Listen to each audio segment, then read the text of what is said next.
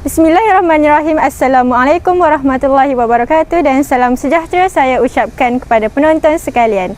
Yang dihormati Encik Muhammad Fawis bin Bakri selaku pensyarah subjek wacana akademik Bahasa Melayu serta rakan-rakan hadirin hadirat penonton sekalian.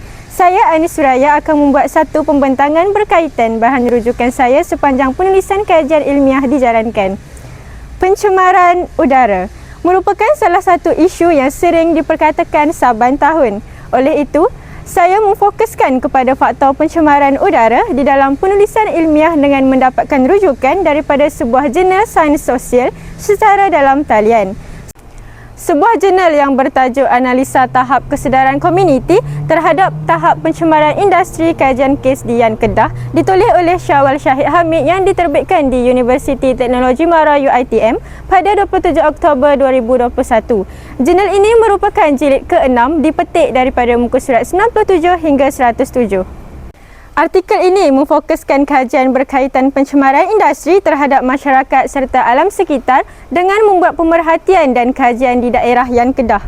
Kaedah kajian melibatkan edaran satu set soal selidik yang terdiri daripada beberapa bahagian dan kaedah persempelan rawak mudah digunakan dengan melibatkan 50 orang penduduk setempat dan 2 buah industri yang terpilih.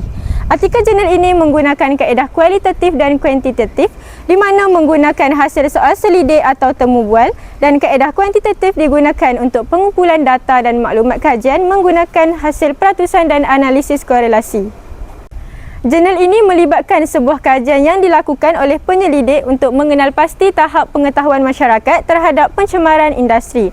Objektif yang terlibat adalah seperti mengkaji tahap kesedaran masyarakat setempat terhadap masalah pencemaran industri, mengenal pasti punca-punca pencemaran industri di kawasan tersebut dan mengkaji kesan pencemaran industri terhadap alam sekitar dan masyarakat setempat. Perbincangan utama yang menjadi isu di dalam jurnal ini ialah impak pencemaran yang disebarkan oleh industri yang mengundang kepada pencemaran udara, pencemaran air dan pencemaran bunyi.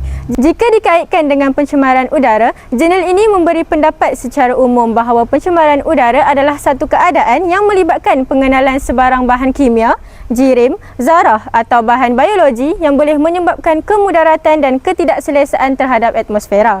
Berdasarkan jurnal, hasil kajian industri di kawasan Yan Kedah membuktikan bahawa pencemaran udara berpunca daripada pelepasan asap kotor industri terus ke udara melalui cerobong asap kilang. Di bahagian analisa dapatan kajian, jurnal menunjukkan bahawa sebahagian besar responden mengalami masalah pencemaran udara iaitu seramai 24 orang responden bersamaan 50% mengalami masalah udara yang tidak baik kerana asap yang dilepaskan oleh industri.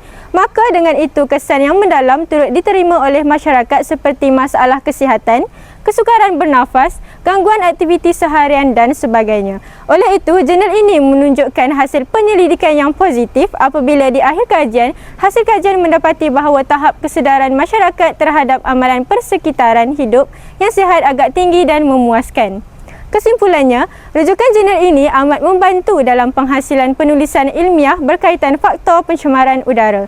Data yang dipaparkan di dalam jurnal ini berkaitan pendapat masyarakat telah memberi info tambahan dan memperkukuhkan lagi idea di dalam penulisan esei. Oleh itu, rujukan terhadap bahan-bahan tertentu merupakan elemen penting dalam membantu penulisan esei yang lebih menarik, kreatif dan gramatis. Maka dengan itu berakhirlah pembentangan saya. Sekian, terima kasih. Assalamualaikum warahmatullahi wabarakatuh.